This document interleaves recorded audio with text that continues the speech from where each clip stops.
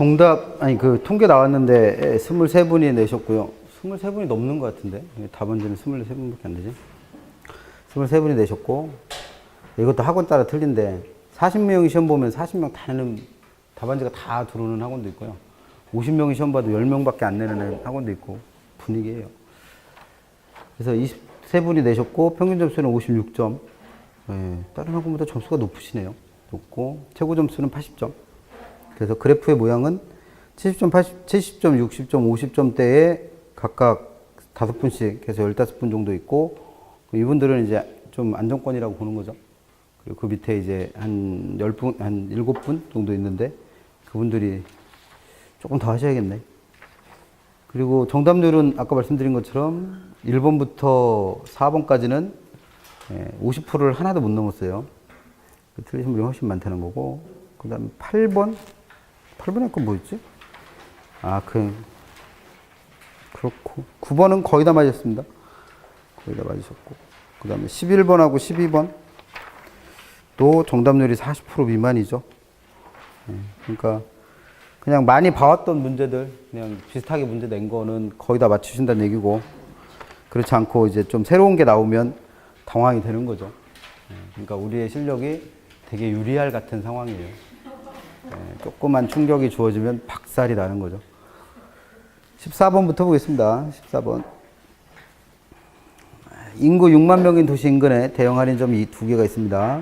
허프 모형 나오면 무조건 못 찾아봐야 돼요. 마찰계수. 그래서 마찰계수가 1이라고 주어졌고, 이 도시 인구가 6만이랬는데 그 중에 80%만 대형 할인점을 이용한다고 가정을 해요. 그랬을 때 뭘 구하래요? 물건 대형 할인점 A로 가는 이용객수.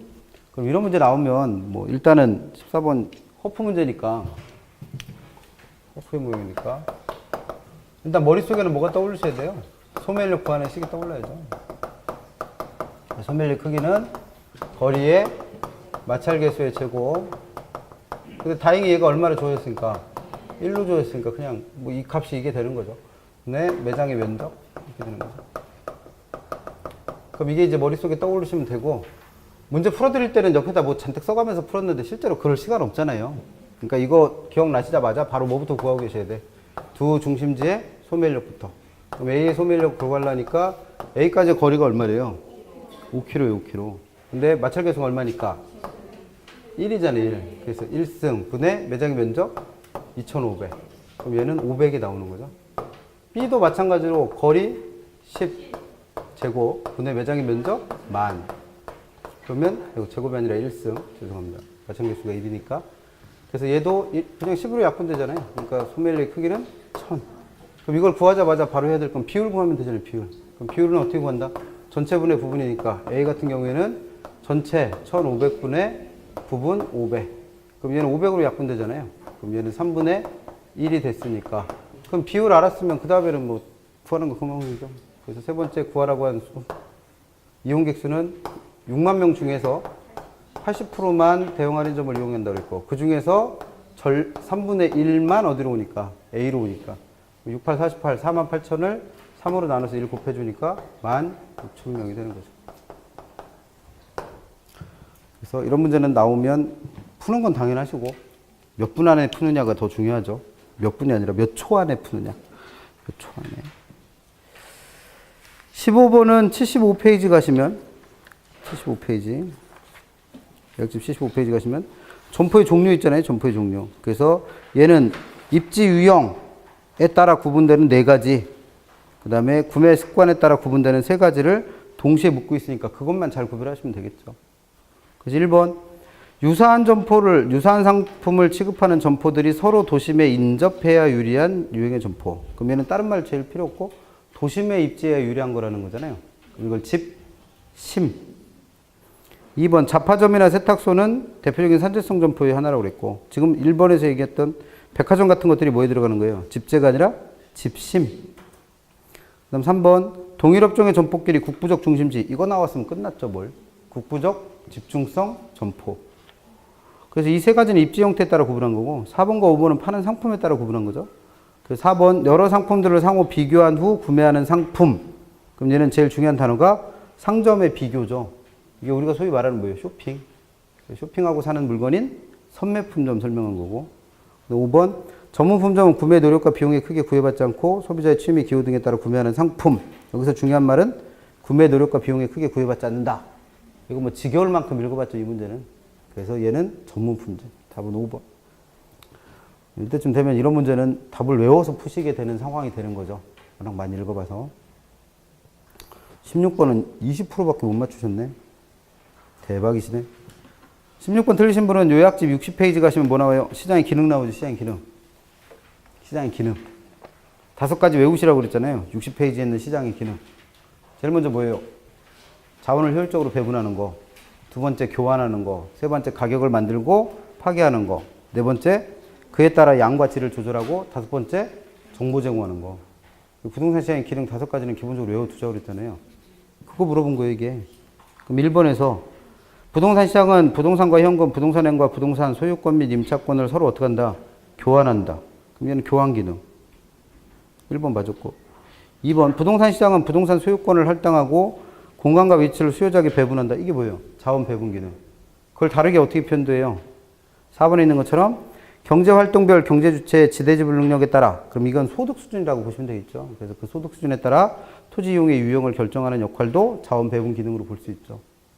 그 다음 위에 3번 부동산 시장에서는 양과 질을 조절하는 기능도 있다고 그랬어요. 그럼 3번도 맞았고. 그럼 틀린 건 이제 5번밖에 없는데 5번은 왜 틀린 거예요? 가격을 창조하고 파괴하는 기능 중에 시간의 흐름에 따라 상승하는 매도인의 제한 가격과 하락하는 매수인의 제한 가격의 접점에서 부동산 가격이 형성되고 창조된다. 문제풀이 할 때 기본서에는 있었던 그림인데 설명 안 드려갖고 바퀴벌레를 하나 그려드린 적이 있어요. 그래서 얘가 이제 가격이었고 얘가 시간이었으면 처음에 물건을 팔려고 하는 사람은 어떻게 팔려고 그래? 처음에는 비싸게 팔려고 하겠죠. 근데 이거 안 팔리면 시간이 지날수록 계속 가격을 어떻게 해요? 상승시키는 게 아니라 하락시켜야지. 이렇게 된단 말이에요. 그럼 이게 뭐다? 매도인의 제한 가격이에요. 상식적으로 생각해 보시면 되지. 내가 집을 1억에 내놨는데 안 팔려요. 그럼 그 다음에는 1억 1천에 내놔? 그 다음에 1억 5천에 내놓고 그리고도 안 팔리니까 2억에 내놓는다? 그럼 집 팔겠다 생각 없는 거죠. 그러면 안 팔리니까 점점 시간이 지날수록 어떻게 해요? 가격을 낮추게 되는 게 일반적으로 파는 사람의 심리예요. 사는 사람은 어떻게 하려고 그래요? 처음에는 싸게 살려고 하죠. 근데 집이 구해져 안 구해져? 안 구해져. 그러니까 시간이 지날수록 가격을 계속 어떻게 하는 거예요? 올리는 거예요. 그래서 이게 매수인의 제한 가격입니다. 그러니까 쉽게 말하면 사는 사람은 1억에 집을 구하려고 그랬는데 안 구해져. 그럼 9천만 원으로 가격을 낮춰요? 그리고 8천에 구하려고 그래? 시간이 지나면 한 5천쯤 구하고 그럼 집 평생 가도 못 구하죠. 그러니까 사람들은 점점 사는 사람은 어떻게 하려고 그러고 사는 사람은 점점 가격을 높이게 돼 있고 파는 사람은 점점 가격을 낮추게 돼 있어서 두 개가 어떻게 하는 점? 이게 접점이요. 접하는 건 누구나 접하는 거예요. 우상향하는 효율적 전선과 아래로 볼록한 무차별 곡선이 한 점에서 만나는 게 접점이고 이거는 뭐라고 표현해요? 교차. 그럼 뭐가 잘못된 거예요? 지금 5번은. 매도인의 제한 가격은 상승하면 안 돼요. 얘는 시간이 지날수록 비싸지면 누가 사? 상승하는 게 아니라 뭐 하락. 그 다음에 하락하는 매수인의 제한 가격. 사는 사람이 가격을 계속 낮추면 이 물건 구할 수 있나? 그래서 어떻게 해야 돼요? 상승. 그럼 상승과 하락의 위치가 바뀌었고 그 다음에 이건 접점이 아니라 교차. 그럼 이런 거 다 기억 안 났다 쳐요. 그럼 상식적으로 거기 나와 있는 매도인의 제한 가격이 소위 말하는 뭐예요? 우리가 말하는 공급 가격이에요. 공급 가격. 공급자가 팔려고 의도하는 무슨 가격? 최속 가격, 최저 가격. 그럼 공급 가격은 어떻다는 거예요? 최소 가격이니까 점점 낮아져야지. 반대로 수요자는 어떻게 한다고 그랬어요? 자기가 지불하려고 하는 최고 가격. 그럼 얘는 최고 가격, 최대 가격이니까 시간이 지날수록 점점 어떻게 돼요? 높아지죠. 그럼 이게 우리가 두 개가 만나는 점이 우리가 소위 말하는 뭐예요? 균형이네. 그럼 균형은 접하는 점이 아니라 뭐다? 교차점. 그래서 접하는 거랑 교차하는 거 헷갈리게 내는 경우도 있다고 그랬죠. 그 접하는 건 하나밖에 안 배웠어요. 누구? 효율적 전선과 무차별 곡선이 만나는 최적의 포트폴리오. 교차하는 건 누구? 그 균형에서 배웠던 거. 그럼 실제로 가격은 여기서 만들어지는 게 가장 이상적이죠. 근데 실제로 가격은 여기서만 만들어지는 게 아니라 이 안에 어디서든 만들어질 수 있다는 거예요. 근데 시간이 너무 길어지면 사는 사람을 사는 걸 포기해버리고 파는 사람은 파는 걸 포기해버리겠죠. 그래서 이게 일정 기간을 넘어서면 가격은 또 안 만들어집니다. 그래서 문제집에서 있던 문제가 뭐였어요? 여기쯤에서 만약에 물건을 실제로 거래했다면 수요자 입장에서는 자기가 생각했던 가격은 이 시점에서는 이만큼까지 비싸게 지불할 용의가 있었던 거죠. 근데 생각보다 어떻게 산 거예요? 싸게 산 거지. 그래서 이만큼이 누구의 매수인의 주관적 이익이다. 이런 걸 표현했었고. 그 다음에 공급자 입장에서는 이 시점에서는 이렇게 싸게까지 팔 생각이 있었잖아요. 근데 남들은 알아 몰라. 모르지. 나 혼자 생각하는 거니까. 근데 이만큼에 팔았으니까 사실은 이만큼에는 어떻게 파는 거예요? 비싸게 파는 거예요. 그래서 이걸 매도인의 뭐라 부른다? 주관적 이익. 그래서 이거 주관적 이익 설명하면서 이 뭐예요? 바퀴벌레 한번 그려드린 적 있잖아요. 문제집 풀이할 때. 그 답은 몇 번? 5번. 그래서 맨날 수요 가격, 공급 가격이 최대 가격이다, 최소 가격이다 달달달 외워도 실제로 문제가 접하면 이게 뭔가 싶죠. 그리고 맨날 교차한다, 접한다 헷갈리지 마시라고 그렇게 얘기했는데. 그래서 혹시 이게 문제를 그렇게 내신 거예요. 상승, 하락을 구별 못할까 봐 뭐를 하나 더 준 거예요. 접점이라는 걸. 접하는 거와 교차하는 거 정확하게 이해하세요. 교차는 뭐예요? 영이 철이 크로스예요. 크로스가 이렇게 만나진 않죠. 그래서 답은 그렇게 해서 5번이고 이 답 잘못 들어가서 20% 나온 거 아니죠? 의심스러워서 지금 이걸 못 골라내신 분이 16번이 지금 정답률이 20%거든요. 근데 혹시 잘못 들어갔나 싶어요. 20%면 이거 4분 맞았다는 얘기잖아요. 4분 5분. 17번 거의 다 맞으셨는데 부동산 문제와 관련된 내용이다. 가장 옳지 않은 것. 틀리신 분은 요약집 94페이지 가셔서 1, 2번은 부동산 문제의 종류 물은 거고요. 3번부터 5번까지는 시장 실패의 원인 물은 거예요. 그럼 시장 실패의 원인과 관련해서는 구체적 내용 묻는 게 딱 2개밖에 없다고 그랬죠. 누구랑 누구? 공공재와 외부 효과. 그러면 외부 효과는 워낙 많이 풀었고 공공재는 뭐만 확인하시랬어요? 공공재는 두 가지 성질, 비배제성과 비경합성이라는 두 가지 특성 때문에 수요자들이 무임승차하려고 하기 때문에 시장에 맡겨놓으면 소생산되는 게 문제다. 그래서 10곡태 할 때는 과대 생산돼서 문제다라고 틀리게 된다고 그랬고 또 한 번 시험 문제 나왔던 건 적정량만큼 충분히 생산된다라고 해서 또 틀리게 됐었고 충분히 생산되는 것도 아니고 과대 생산되는 것도 아니고 뭐가 문제예요? 과소. 그럼 3번에서 적정 생산량보다 많이 생산되는 경향이 있는 게 아니라 적게. 답은 3번. 그 다음에 18번. 18번은 개발권 양도제도에 대해서 이렇게 문제를 낸 게 19회가 마지막이에요. 그럼 19회 이후로는 이런 형태의 문제는 지금까지 없었습니다. 왜냐하면 20회 때 다음 중 우리나라에서 실제로 시행하고 있는 정책이 아닌 것을 찾으세요. 그래서 개발권 양도제도를 3번의 정답으로 만들어 온 뒤로는 개발권 양도제도의 이와 같은 구체적 내용을 물어보지는 않습니다. 시험에서. 근데 혹시나 싶어서 내놓으신 것 같아요. 그래서 확인 한번 할게요. 문제 나왔으니까. 요약집 205페이지 가보십니다. 205. 요약집 205페이지를 가보시면 피세요. 요약집 205페이지. 내용 확인하셔야 되니까. 개발권 양도제도에 대해서 정리를 해놨죠. 그래서 뭐 의, 내용, 장단점, 활용 뭐 이런 거 써놨는데 우리가 지금까지 배운 건 딱 2개만 배운 거예요. 개념하고 활용하고만. 그래서 개발권 양도제도는 지역지구제 때문에 생기는 형평성 침해되는 걸 해결하려고 사용하는 정책이랬잖아요. 해결하는 수단. 그래서 개념 보시면 개발권 양도제도란 어떤 지역이 개발이 제한되는 지역으로 지정되면 개발 자체를 못 하잖아요. 그럼 개발권이 어떻게 된 거예요? 상실된 거예요. 제한되는 거예요. 제한. 그럼 이 제한된 개발권을 어디로부터 분리한다? 소유권으로부터 분리해냅니다. 그래서 이걸 남한테 어떻게 하는 거예요? 두 번째 줄에 있는 것처럼 주위의 토지 소유자에게 이전해 줍니다. 개발 지역에 있는 토지 소유자한테 파는 거예요. 그러면 그걸 판 만큼 뭘 받겠어요? 돈을 받겠죠. 그래서 금전적 보상을 받는 제도를 개발권 양도제도라고 불러요. 개념을 알고 계신 거고. 그 다음에 내용에 가보시면 1번에서 이 제도가 원활히 활용되려면 토지용 규제가 극심해야 돼요. 예를 들어서 이 지역은 개발을 못하는 개발이 제한되는 지역입니다라고 지정해 놓고 개발을 해도 정부에서 아무런 말도 안 해. 그럼 굳이 거기다가 개발권 팔아먹고 자시고 할 필요가 없죠. 그럼 정부에서 뭐라고 안 하니까 그냥 마음대로 개발해도 되죠. 그럼 개발권 팔고 자시고 할 게 없다는 거예요. 반대로 개발이 허용되는 지역에 대해서는 개발권을 사와야만 개발을 할 수 있다라고 제한을 하는 거예요. 근데 개발권 안 사와서 개발해도 뭐라고 얘기를 안 해. 그러면 그걸 사올 이유가 하나도 없는 거죠. 그래서 보전 지역에 대해서는 개발권을 안 팔면 안 되게끔 제한을 계속 가하고, 개발 지역에 대해서는 개발권을 가지고 와야만 개발할 수 있게 계속 제한을 가하는 거예요. 그래서 극심한 제한이 있을 때 이게 시행이 됩니다. 그래서 시행하는 방법은 2번에 있는 것처럼 일단 개발이 허용되는 지역과 개발이 제한되는 지역으로 구분해 놔야 돼요. 그리고 개발이 제한되는 지역에서는 개발권을 팔아먹을 수 있는 증서를 하나 준다는 거죠. 그게 TDR 증서예요.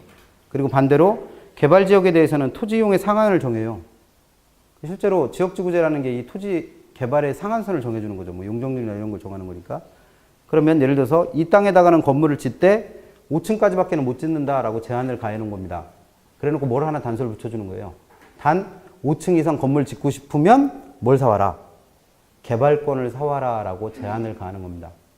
그러면 5층 지어서는 돈이 안 되니까 건물을 20층, 30층 짓기 위해서는 뭘 사올 수밖에 없어요. 개발권을 사올 수밖에 없는 거죠. 그래서 4번에 있는 것처럼 규제가 강하면 강할수록 이 증서의 교환은 양도는 훨씬 활발하게 일어납니다. 이게 TDR 제도예요. 그럼 장점 뭐예요, 정점은? 원래 보전 지역에 대해서 이렇게 손실을 보는 사람한테는 정부에서 뭘 해줘야 돼요? 손실 보상을 해야죠. 근데 그런 형평성 문제를 누가 개입 안 하고도, 정부가 개입 안 하고도 자기들끼리 거래해서 금전적 보상을 받는 거죠. 그래서 누구의 개입 없이, 정부 개입 없이 시장 스스로 그런 문제를 해결한다는 게 가장 큰 장점입니다. 단점이라면 뭐예요? 그 지역을 토지를 이용할 때 건물을 5층까지만 지어라. 그래서 토지 이용의 상한선을 제한한 이유는 과밀 개발되는 걸 막는 거죠. 근데 그걸 넘어갈 수 있는 방법을 정부 스스로 어떻게 했어요? 제시를 해준 거지. 개발권만 사오면 30층, 100층 건물 지어도 상관없다고 그랬으니까. 그러면 그 지역은 당연히 어떻게 되겠어요? 과밀 개발되고 혼잡이 가중될 수 있겠죠. 그런 거 물어봤던 문제가 19회까지 나왔었다는 거예요. 그럼 18번 한번 가봅니다. 문제로 가셔서. 여기서 활용은 배웠죠? 그래서 얘는 어디서 등장했었다? 우리가 지역지구제 배우실 때 지역 간 형평성 문제가 침해되는 걸 해소하는 방법으로 TDR제를 배웠고, 또 하나 공간으로서의 부동산 배울 때 공중공간을 활용하는 방법 중 하나로 TDR제도가 활용될 수 있다. 그런 것까지는 배우셨죠? 18번 가시면 거리가 먼 것. 1번 초기의 개발권 양도제는 도심지의 역사적 유물 등을 보존하기 위해서 실시됐다. 그냥 이해하시면 되고. 그 다음에 2번 개발권 양도제는 개발자원으로 인하여 규제되는 보전지역에서 발생하는 토지 소유자의 손실을 그걸 팔아서, 개발권을 팔아서 금전적 보상을 받으라고 시행하는 제도죠. 그럼 2번도 맞았고. 3번 개발권 양도제의 가장 큰 장점은 공공이 부담해야 될 재정 비용이 있어요, 없어요? 없죠. 자기네들끼리 거래하면서 금전적 보상을 받으니까. 그래서 정부의 재정 부담 없이도 손실의 보전이 나타난다는 게 가장 큰 장점입니다. 그럼 4번 미이용 용적에 대한 개발권을 부여받은 자가, 즉 TDR 증서를 받은 사람이 이걸 반드시 남한테 팔아야만 한다?가 아니에요. 그래서 그 장점에서 하나 설명을 안 하고 있구나. 205페이지 있는 장점에서 두 번째 동그라미 2번에 보시면 보전지역의 토지 소유자는 개발권을 양도해도 되고 이걸 내 거니까 팔아도 되지만 뭐 해도 돼요? 다른 지역에 개발 지역에 가서 내가 직접 그 개발권을 행사해도 돼요. 땅이 두 군데 다 있는 사람도 있을 수 있으니까. 그래서 반드시 내다 팔아야만 되는 것만은 아니고 본인이 직접 행사할 수도 있습니다. 그래서 4번이 틀린 거죠. 5번 개발권 양도제도가 남용되면 예외적 개발이 만연하다 보니까 난개발되고 뭐 그래서 지역지구제 자체의 제한 이유가 무명화되는 거죠. 뭐. 유명무실화 됩니다. 그 답은 그래서 4번. 옛날 형태 문제예요. 19회 때까지 냈던 거. 19번 틀리신 분은 있을 수 있겠죠. 계산 문제니까. 틀리신 건 상관이 없는데 1번이나 3번을 찍어서 틀리신 분은 이건 아니에요. 이 문제가. 죄송합니다. 문제를 잘못 봤어요. 19번은 틀리셔도 됩니다. 이거 그건 줄 알았어요. 초과 공급 문제인 줄. 어제가 아니구나. 그저께 다른 학원은 2회차 문제를 푸는 학원이 있어요. 그래서 2회차 문제하고 지금 3회차 문제가 머릿속에 같이 있어서 그래. 19번. 얘는 수요함수, 공급함수 주어지면 나올 수 있는 계산 문제는 세 가지를 했죠. 첫 번째 뭐 해라? 균형가격과 균형량 구해라. 그다음 두 번째 지난주에 나왔던 임대료 규제 효과 구해라. 거기서 절대 누구 찍으시면 안 된다고요? 초과 공급. 그 얘기를 하고 싶었던 거고. 세 번째 뭐 구해라? 지금처럼 암시한 가격. 그럼 19번은 암시장 가격 구하라는 문제잖아요. 그럼 푸는 방법 잘 모르시는 분은 요약집 104페이지나 440페이지 둘 중에 하나 마음에 드는 데 가셔서 수함수가 QD 이꼴 얼마로? 1500 마이너스 2P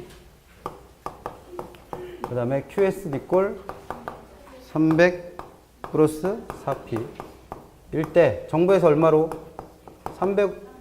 100이에요. 100. 100으로 임대료를 규제했을 때 발생할 수 있는 뭘 구하라는 거예요? 암시장 가격. 그래서 임대료 규제 효과 중에 암시장이 형성된다는 게 있으니까 그 가격 구하라는 문제죠. 그럼 암시장 가격 구하는 방법은 외우시라고 했어요. 외우시라. 그래서 첫 번째 정부의 규제 가격 얼마를? 100을 어디다 대입한다? 공급함수에. 왜? 공급량을 먼저 구해야 되니까. 그래서 QS 이꼴 300 플러스 4 곱하기 P 대신 100 대입해서 공급량을 구하는 거죠. 그럼 얼마? 700. 그럼 그렇게 구해진 공급량을 이번엔 어디다 대입한다? 수렴수에 대입하랬죠. 그래서 QDN 이꼴 1500 마이너스 2P에다 대입하는 거예요. 700은 P에다 집어넣을 게 아니라 Q 값이니까 QD에다 넣어야죠. 그럼 700 이꼴 1500 마이너스 2P가 되는 거고, 그럼 P를 구하는 방정식이니까 마이너스 붙은 P는 반대쪽으로 무조건 넘겨서 부호 바꾸라고 그랬고, 이거 이쪽으로 넘어오면 800 되니까 P는 얼마 된다? 400이 되는 거죠. 이게 암시장 가격. 푸는 방법만 외우고 계시면 되는 문제입니다. 20번은 조세정책 문제인데, 조세에 따른 경제효과에 대한 설명으로 틀린 것. 조세정책은 112페이지에 있었죠. 틀리신 분은 확인해 보시고. 1번, 이게 조세의 기능은 틀리게 되는 경우는 거의 없는데 생각보다 자주 나와요, 지문 자체가. 그래서 조세의 기능이 뭔지 정도는 알고 계셔야 돼요.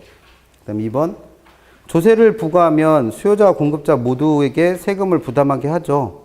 근데 이 중에서 누가 세금을 더 많이 부담하느냐의 문제를 뭐로 해결하셨어요? 수요와 공급의 상대적 가격 탄력성을 나타내는 비도탄덜. 그래서 상대적으로 가격 탄력성이 작은 쪽, 이걸 우리는 뭐라 불러요? 비탄력적이네.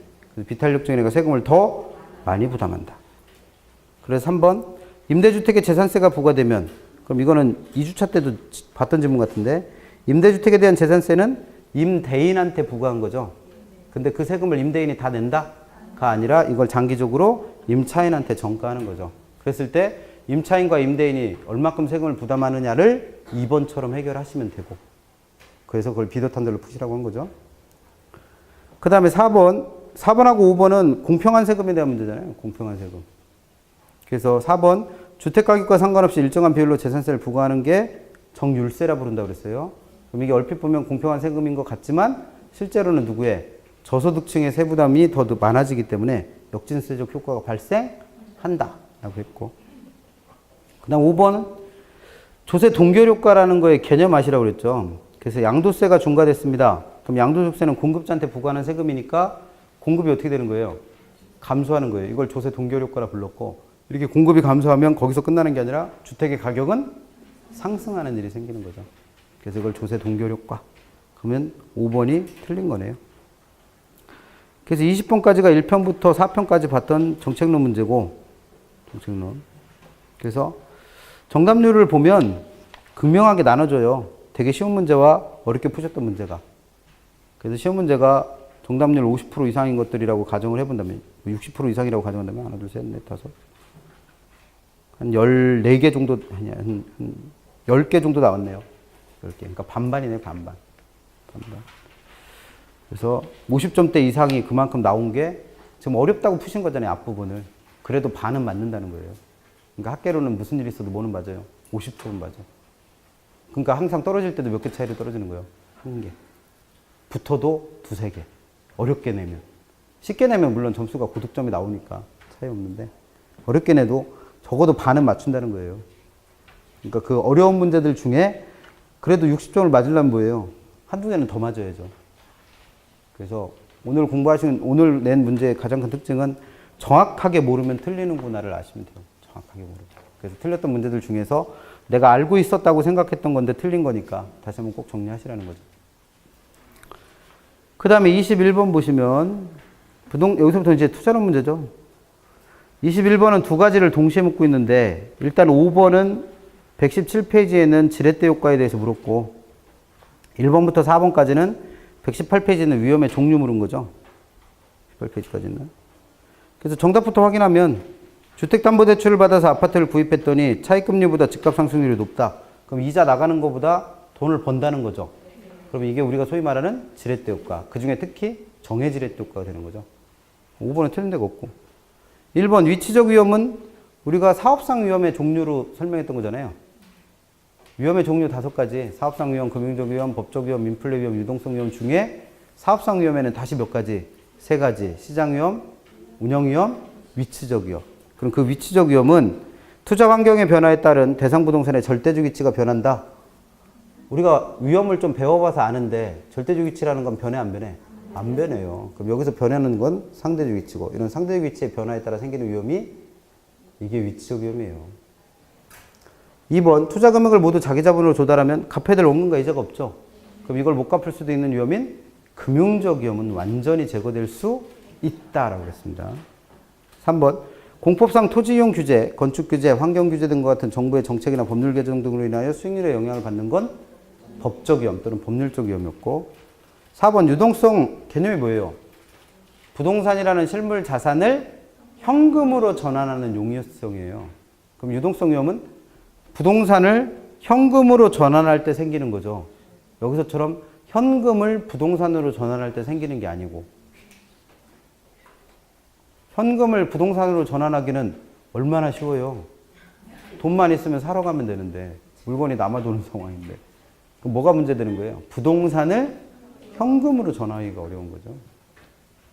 그래서 선생님들이 학교 다니실 때 학창시절에 선생님들이 맨날 뭐라 그랬어요? 건넘지 말아라.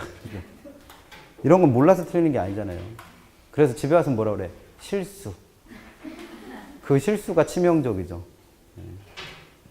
5번은 정답 확인했고 22번은 좀 공부 좀 하신 분은 안 풀고도 풀었을걸? 지금까지 풀어봤던 문제랑 숫자 하나 안 틀려요. 똑같이 냈어요. 그래서 얘는 계산하기 어려운 게 아니라 푸는 원리를 이해하시라고. 뭐 구하래요? 22번은? 포트폴리오의 기대 수익률 구하랍니다.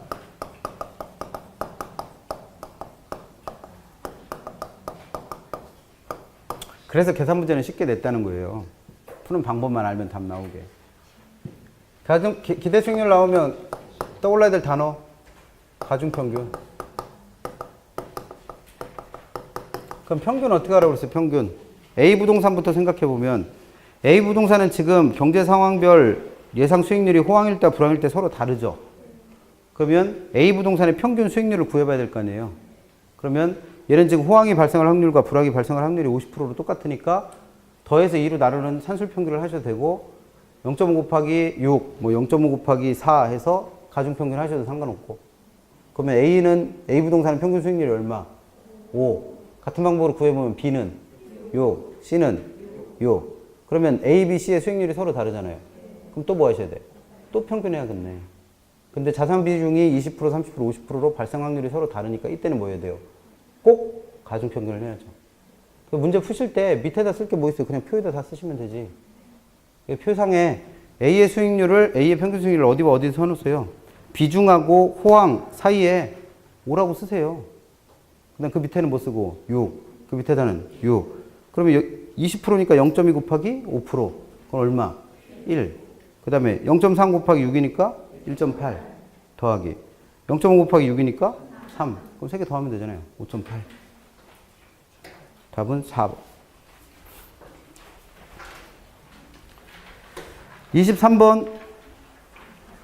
23번. 틀리신 분은 찾아가야 될 페이지가 조금 다르죠. 화폐 시간가치 계산을 이해하시는 분들은 135페이지를 가는 거고 나는 돈의 이름이라도 외워야겠다는 분들은 136페이지를 참고하시라고 그랬었죠. 근데 얘는 답은 쉽게 줬잖아요. 5번에 가보니까 연금의 내가계수는 누구랑 역수였고 감채 기금계수. 연금의 현가계수는 저당상수의 역수죠. 그럼 얘는 누구를 바꾸면 돼요? 미래와 현재 위치를 바꾸시면 되지. 그래서 5번이 틀렸어요. 그럼 답은 쉽게 줬고. 그러니까 이제 이런 문제 나오면 정답률이 70%대예요. 70%대.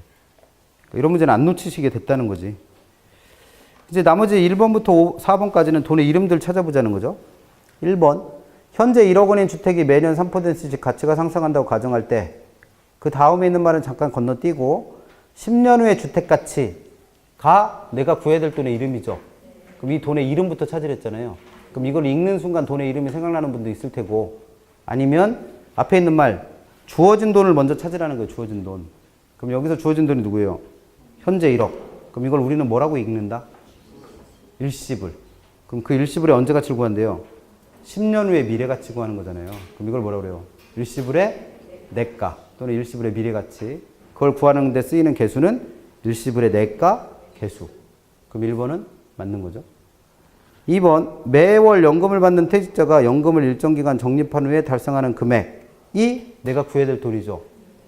그럼 이 돈의 이름을 바로 찾는 분도 있겠지만 안 되는 분은 주어진 돈부터 찾으라는 거예요. 그럼 여기서 주어진 게 뭐예요? 매월 연금. 그럼 얘는 뭐라고 읽는다? 이름이 써졌잖아요. 연금이라고. 그럼 그 연금을 뭐 했대요? 적립했대요. 그럼 연금 적립하면 연금의 내가.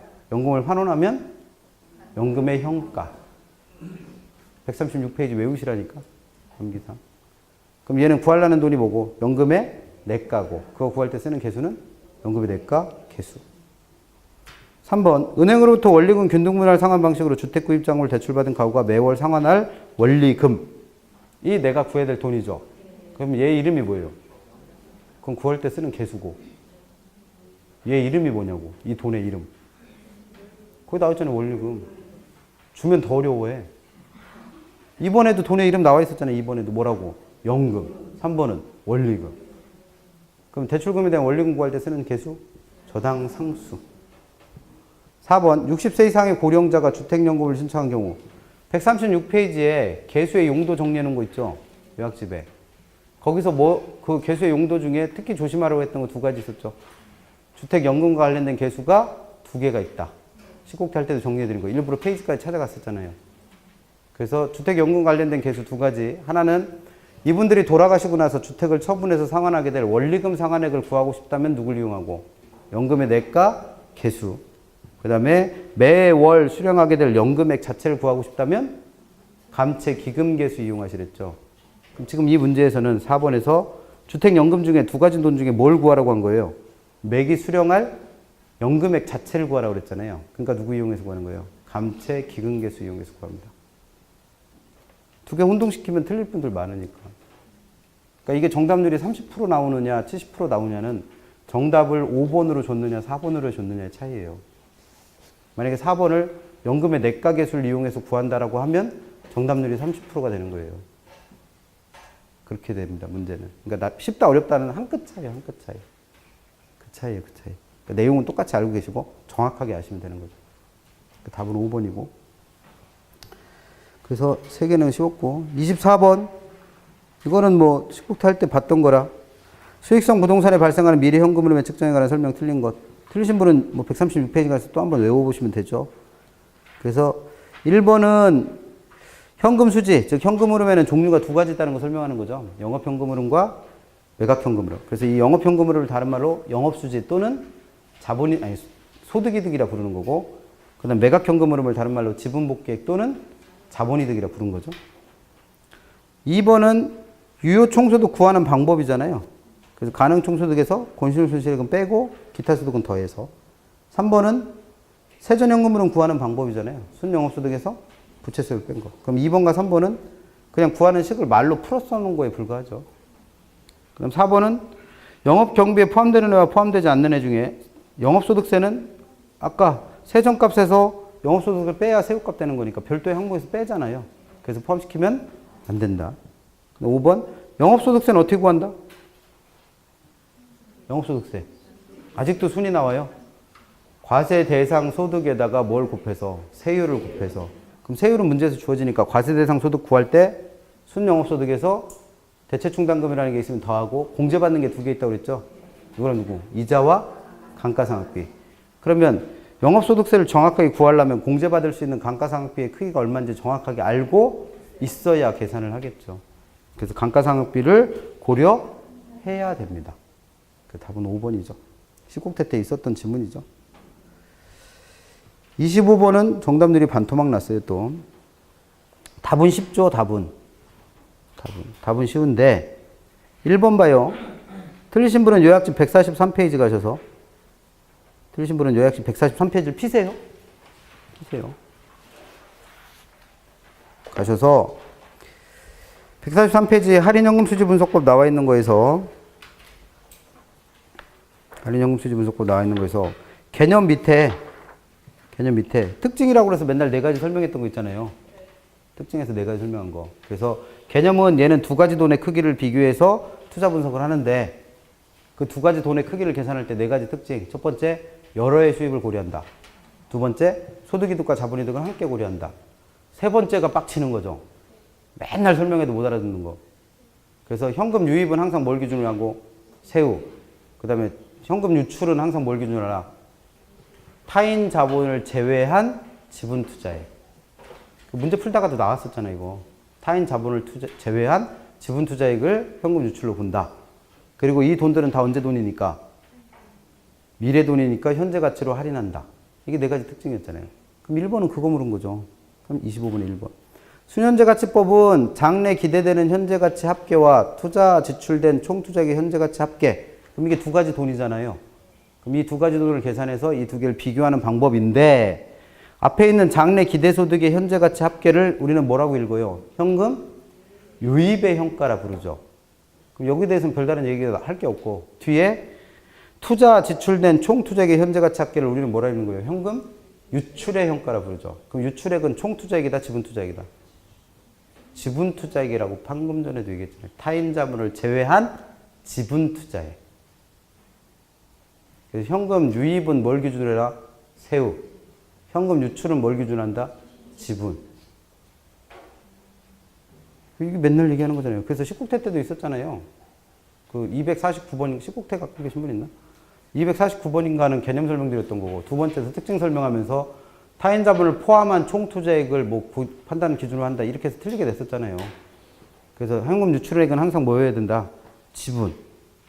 그럼 1번은 틀렸고, 2번, 수익성 지수법과 순현가법의 결과가 서로 어떨 수도 있다? 다를 수도 있다고 그랬죠. 그래서 부의 극대화 기준을 사용한다면 누구 갖다 쓴다? 순현가법. 근데 3번, 순현가가 동일할 수도 있다고 그랬죠. 그럼 순현가법으로는 판단한다, 못한다? 못한다. 그럴 때는 수익성 지수법으로 가서 수익성 지수가 어떤 애? 가장 큰 애 선택하랬죠. 그 이유가 뭐예요? 이는 상대적으로 초기 현금 유출이 많기 때문이다. 그럼 이건 생각 좀 해보시면 수업 시간에 맨날 이거 설명드리면서 뭘 했었냐면 순현가법과 수익성지수법이 어떻게 다른지를 설명하면서 A라는 투자는 내가 현금 유출을 100원을 하면 여기서 현금 유입이 110원이 들어온 애가 있고 B는 내가 1000원을 현금 유출하면 1010원을 버는 투자안이 있다라고 가정을 했었죠, 맨날. 그래서 얘는 순현가 계산하면 얘에서 얘를 빼면 되니까 얼마? 10원. 얘도 순현가 계산하면 10원. 그럼 순현가의 크기가 똑같으니까 순현가 부분은 판단된다, 안 된다? 이럴 땐 뭐 하랬어요? 나눠서 수익성 지수 구하시랬지. 그러니까 나누니까 얘는 얼마 나와요? 1.1. 얘는 나누니까 얼마 나와? 1.01. 그래서 누구를 선택해요? A 선택하죠. B를 선택해? 마음대로 하세요. A 선택할 거예요, 저는. 그래서 A 선택합니다. 그게 지금 앞에 있는 질문이잖아요. 순현가가 동일한 투자안이 있을 때는 수익성 지수가 어떤 걸 선택한다? 큰 애. 그럼 얘를 선택한 이유가 뭐예요? 초기에 뭐가? 현금 유출이 A와 B 중에 누가 더 작어? A가. 그럼 A를 선택한 이유는 현금 유출이 많기 때문이 아니라 뭐예요? 적어서 그래요, 적어서. 그래서 적은 돈으로 똑같은 걸 벌 수 있는 애를 선택하는 게 수익성 지수법이라 했잖아요. 투자의 효율성 판단한다고. 그래서 4번이 그래서 틀렸습니다. 아니, 3번이. 그 다음 4번. 내부 수익률의 개념은 뭐예요? 현금 유입의 현가와 현금 유출의 현가가 같아질 때니까 순현가는 얼마 되고? 0. 수익성 지수는 1이 될 때의 할인율. 5번. 순현가법을 이용하여 투자 타당성 판단을 하는 경우에 사용되는 할인율. 이것도 설명드렸죠. 순현가법과 수익성 지수법에서는 할인율 누구 쓴다? 요구 수익률. 그럼 우리가 배운 요구 수익률은 기대 수익률과 비교할 때 투자자마다 그 값이 달라지는 주관적 수익률이라 했잖아요. 그 투자 주체에 따라 그 값이 어떻게 돼? 달라지지. 그 답은 5번. 26번. 정답률이 20% 나온 이유는 두 가지 선택에서 두 번째 선택을 했기 때문이죠. 시간이 남아돌고 그 다음에 계산기 있고 계산식 생각나시면 풀어보시라고 그랬고 두 번째 선택은 뭐예요? 빛의 속도로 찍고 넘어가자. 그래서 80%는 빛의 속도로 찍고 넘어갔는데 아니구나. 그건 또 모르겠구나. 예. 찍고 넘어갔는데 20%만 맞으신 거죠. 다음 내용으로 계산한 값들에 대한 설명 틀린 것. 그럼 일단 1번부터 5번까지를 봐야 되는데 문제를 내신 분이 그래도 쉽게 주려고 했어요. 왜냐면 5개를 다 구할 필요가 없어. 첫 번째 나와 있는 자본회수 기간이 우리가 승수 중에서는 승수를 자본회수 기간에 본다고 그랬고 그 중에서도 자본회수 기간을 부르는 승수는 누구였어요? 순소득 승수였지. 그러면 1번에 있는 자본회수 기간은 누구를 말하는 거예요? 순소득 승수를 말해요. 자본회수 기간은 순소득 승수니까. 그럼 이걸 보는 순간 5번에 보니까 또 누가 있어? 종합환원율 있잖아요. 종합환원율.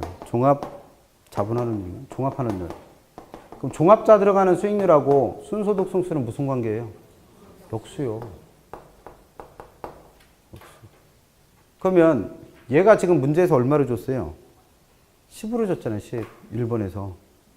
그럼 얘가 역수면 얘는 10분의 1, 10%가 돼야 되는데 뭐라고 써놨어? 5%. 그럼 이게 아다리가 맞아요? 안 맞잖아. 얘가 10이면 얘는 무조건 얼마 돼야 돼요? 0.1, 10%. 그럼 얘가 만약에 5%면 얘가 얼마가 돼야 돼? 그럼 또 당황스럽지. 20이 돼야 돼, 20. 그럼 둘 중에 하나가 뭔가 틀린 거예요. 그럼 나머지는 살펴볼 필요 있어 없어요? 없어요. 두 개 갖고 해결하시면 돼. 그럼 이거 구해보면 되잖아요. 순소득 승수는 어떻게 구하셔? 승수 앞에 있는 거 밑으로 보냈잖아요. 순. 위에는 총. 그럼 순 영업소득 얼마래요? 문제에서. 안 읽어봤으니까 모르지. 빛의 속도를 찍었으니까. 1억.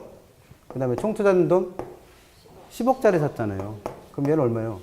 10. 그럼 얘가 맞았네. 그럼 보자 마나 얘가 틀렸네. 부채 비율은 1주차 때 풀어봤죠. 똑같이 26번에서. 어떻게 구한다고 그랬어요? 자기 자본분의 타인 자본. 지분분의 부채로 구한다고 그랬죠. 누구랑 혼동하지 마시랬고. 대부 비율과 혼동하지 마시려고 했고. 그럼 얘는 내 돈 얼마? 5억. 남의 돈 얼마? 5억. 그러면 100% 나오네요. 3번 지분 수익률. 얘는 지분자 들어가는 수익률은 세전값에 역수를 했잖아요. 그럼 어떻게 구하시면 돼요? 지분분의 세전. 그럼 지분 투자액은 얼마예요? 내 돈 들어간 거. 5억. 그 다음에 세전은 순영업소득에서 부채 서비스액 빼면 되잖아요. 그럼 순영업소득 1억에서 부채 서비스액 5천 빼니까 5천. 그럼 5억분의 5천이니까 얘도 10%. 4번에 부채 감당률은 2다. 부채 감당률은 순두부라면 순대부. 그럼 순영업소득을 부채 서비스로 나누면 되니까 1억을 5천으로 나누면 되죠. 그럼 답은 2. 나머지는 구할 필요도 없는 거잖아요. 그래서 답은 5번. 그래서 계산 문제는 쉽게 드린 거예요. 쉽게. 최대한 쉽게. 왜? 점수가 안 나오는 이유가 계산 문제 때문이 아니라는 걸 증명하고 싶었으니까. 27번은 한 분 틀리신 것 같아요. 한 분. 답을 외우세요. 이자율에 대해서 구체적으로 설명한 적은 없는데 1번 통화당국에서 콩금리를 인상시켰다. 이 콜금리가 기준금리라고 이해하시면 돼요. 어제 발표났죠? 1.25%로 동결하기로 한 거. 그럼 만약에 그 기준금리가 오르면 변동금리 같은 경우에는 대출 이자율이 어떻게 되겠어요? 올라가죠. 2번 차입자의 과거 대출에 대한 연체 실적이 많은 경우 얘는 돈 빌려주면 안 갚는 놈이요. 그럼 돈 빌려주려고 안 하겠죠. 그럼 빌려주더라도 위험이 크니까 이자율은 올라가겠죠. 뭐. 3번 다른 조건이 같다면 대출 시점 초기 이자율은 고정금리와 변동금리 중에 누가 높다? 고정금리가 변동금리보다 높다. 4번 주택담보대출 금리가 하락하면 그만큼 이자를 덜 무는 만큼 내 실질 수익이 느는 거잖아요. 실질 소득이. 그럼 소득 늘어날 때 수요량이 늘어나는 재화라면, 즉 정상재라면 이 주택의 수요도 같이 늘어나겠죠. 그래서 4번이 맞았고. 5번 대출 비율이 높아졌다. LTV가 높아진다는 건 그만큼 남의 돈을 많이 빌린 거죠. 그럼 갚아야 될 원금과 이자가 많아지니까 위험이 큰 거 아니에요. 그러면 이자율도 같이 높아집니다. 답은 4번. 뭔가 착각하셔도 틀렸겠죠. 그 한 분은. 28번. 이것도 계산 문제라 다 찍으신 거잖아. 아니에요? 어떤 사람이 은행으로부터 1,200만 원을 연 이자율 10%, 10년간 원금 균등 분할 매월 말 상한 조건으로. 그럼 여기서 제일 중요한 단어는 누구예요? 매월이에요, 매월. 매월. 세 번째 상환하게 될 원금과 이자 합계는 얼마인가? 작년에 나왔어요, 이거. 똑같이 문제 내지는 않았지만 비슷한 문제가 나왔었죠, 작년에. 그래서 작년에는 2회 찾고 구하라고 했고, 이번에는 이 문제는 원금 균등으로 뭘 구하세요? 3회차 원금과 이자의 합계를 계산하랍니다. 그럼 얘는 원금과 이자 합계가 원리금이니까 원리금 구하는 거니까 저당상수를 이용한다? 가 아니죠. 왜냐면 저당상수를 이용하는 건 원리금 균등에서만 가능하니까. 그럼 이때 원리금은 어떻게 구한다고 했어요? 원금 따로 구하고 이자 따로 구해서 더하면 이게 원리금 된다고 그랬죠. 그럼 얘는 결국 푸실 때 어떻게 하시면 돼? 원금 따로 구해보고 이자 따로 구해서 더하시면 된다고 하는 거죠. 그럼 원금 균등에서 균등한 원금을 어떻게 구하느냐는 165페이지에 정리되어 있죠. 요약집 165페이지에. 그럼 원금 균등에서 균등한 원금을 어떻게 구하라? 처음에 빌린 융자 원금 얼마를? 1200만 원을 상환 횟수로 나누랬죠. 그럼 얘가 연상환이면 그냥 10으로 나누면 되는데 월 상환이라서 얼마를 곱해서? 11을 곱해서 나눴어야죠. 그러면 10이랑 약분되고 얘랑 없어지니까 10만 원을 매월 꼬박꼬박 갖고 있는 거예요. 근데 이자는 계속 줄어든다고 그랬잖아요. 그래서 뭘 구라는 거예요? 3회차 거. 그럼 3회차 이자를 구한다는 얘기는 처음에 빌린 돈, 융자 잔고를 구해야 되니까 처음에 빌린 융자 원금 얼마에서? 1200만 원에서 몇 번은 갚았다는 거예요. 2번은 갚은 거예요. 얼마씩? 20만 원씩. 아니 10만 원씩. 그러면 20만 원은 상환이 된 거예요. 그럼 이게 융자 잔고인 거죠. 그럼 그 융자 잔고를 뭐로 나누면? 이자율로 나누면 될 거 아니에요. 여기다 이자를 곱해주면 될 거 아니에요. 이자율. 그럼 이자율이 얼마라고 했으니까? 연 10%. 그럼 0.1. 이렇게 하면 연이자가 나오는 거잖아요. 그럼 월이자를 구해야 되니까 12로 나눈 거죠. 이자율 자체도. 그러면 이거는 계산하실 때 어떻게 하면 돼? 1180이 나오니까 0.1로 나누면 118이 되는 거잖아요. 그것만 얼마로 나누시면 돼? 12로. 그러니까 계산해보니까 얼마 나온대요? 98,333원 뭐 이렇게 나오나? 두 개 더하기만 하면 되잖아요. 뭐 그러면. 그러면 원리금은 198,000 뭐 이렇게 나온다. 답은 3번. 29번을 틀리신 분은 요약집 165페이지를 가시면 원리금 균등과 원금 균등 체증식 정리해 놓은 거에서 원금 균등의 특징 5가지 정리한 거 있죠. 대출 초기에 돈 제일 많이 갚는 게 누구다? 원금 균등. 그 다음에가 원리금 균등. 그 다음에가 체증식. 그래서 대출 초기에 차입자의 상환 부담이 제일 큰 것도 누구다? 원금 균등. 그 다음에가 원리금 균등. 그 다음에가 체증식. 그래서 대출자 입장에서 원금 회수가 제일 빠른 것도 원금 균등. 그 다음에 네 번째, 차입자가 조기 상환했을 때 남아있는 융자 잔고가 제일 적은 건 원금 균등. 제일 많은 건 체증식. 그래서 전체 기간 동안, 전체 저당 기간 동안 이자 누적액을 다 합했을 때 그 금액이 제일 적은 거 원금 균등. 제일 많은 게 체증식. 그럼 1번에서 29번에 1번. 다른 조건이 동일할 경우 체증식이 원리금 균등에 비해 상환해야 될 이자 누적액. 아까 방금 전에 5번째 거죠. 이자 누적액이 제일 적은 게 누구라고 그랬고? 원금 균등. 제일 많은 건 체증식. 그럼 제일 많은 체증식은 당연히 중간에 껴있는 원리금 균등보다 이자 누적액은 적은 게 아니라 많죠. 그래서 1번이 틀렸어요. 그래서 문제 이렇게 낸다고 그랬잖아요. 세 가지를 비교하라고도 내고 누가 제일 이러이러하냐 물어보기도 하고. 나머지는 다 했던 얘기니까 확인하시고 5번만 보시면 되겠죠. 5번. 모두 첫해 세 가지 방식 모두 다 똑같은 금액이 하나 있다고 그랬어요. 누구? 첫해 이자. 왜? 구하는 방법이 똑같으니까. 그래서 답은 1번입니다. 30번은 틀리셨을 수도 있어요. 어쩌면 틀리는 게 당연하실 수 있고. 왜냐면 수업 시간에 요약집에다가 이걸 정리를 안 해놨거든. 확정기간 방식의 확정기간을 어떻게 정할 수 있느냐. 그 답은 5번인데 확정기간, 주택연금에서 확정기간 방식이라는 거 있잖아요. 돌아가실 때까지 받는 게 아니라 기간을 정해받는 거. 근데 그게 10년부터 30년 사이에 5년 단위예요. 10년, 15년, 20년, 25년, 30년 중에 내가 선택할 수 있습니다. 그래서 5번이 맞는 거고. 그럼 정답만 좀 확인해 보죠. 1번부터 한국주택금융공사에서 발행하는 게 자산유동화증권으로 두 개가 있었잖아요. 누구. 주택저당증권이라 부르는 MBS하고 그 다음에 주택저당채권, 담보부 채권이라 부르는 MBB. 그럼 이 두 가지가 MPTS의 성격을 가지고 있느냐의 문제인데 이 두 가지는 발행이 실제로 될 때 그 저당 총액을 뭐 예를 들어서 2006년에 발행됐으면 2006년에 맨 처음 하는 거 1호, 그 다음에 2호, 그 다음에 3호 이런 식으로 해서 쪼개 발행돼요. 채권의 총 발행인 거예요. 그래서 만기마다 이자율이 다 다르게 설정되어 있는 방식입니다. 그럼 그럼 이게 개념적으로 누구랑 비슷하다? CMO랑. 그래서 한국주택금융공사는 CMO를 실제로 발행하고 있다? 는 아니에요.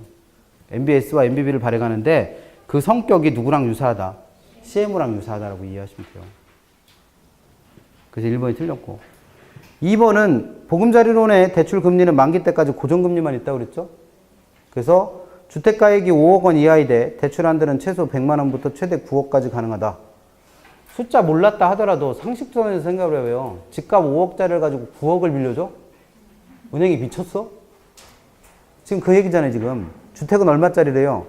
5억. 빌려주는 건 얼마까지? 9억까지. 그럼 말이 안 되잖아, 이건. 그래서 숫자 두 개가 바뀐 거죠. 3번. 한국주택금융공사의 주택연금제도의 이용 자격. 이거는 올해 바뀌었으니까 무조건 외우시라고 그랬죠?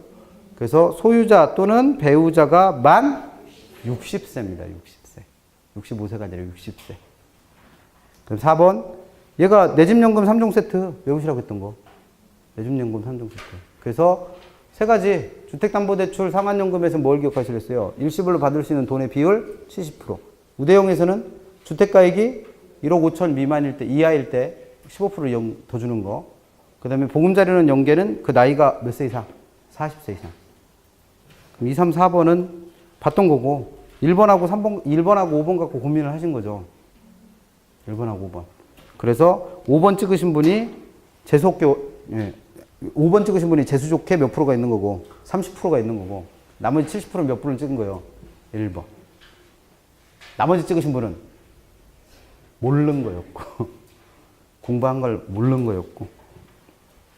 그러니까 30번은, 예, 퍼센트 비율, 정답률, 그 지문별 정답률을 안 봤는데, 예, 70%가 어디에 있어야 되고, 1번.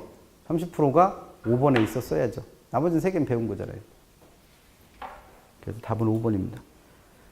그게 난이도예요. 그러니까 만약에 30번을 정답을 만약에 뭐 2번, 3번, 4번 중에 줬다면 정답률이 확 올랐겠죠. 근데 잘 안 배운 거, 책에는 있지만 잘 안 배운 거를 건드린 거잖아요. 그럼 난이도가 높아지는 거고. 그러니까 난이도라는 게 참 그런 거예요. 잠깐 쉬었다가 31번부터 정리하고 마무리할게요.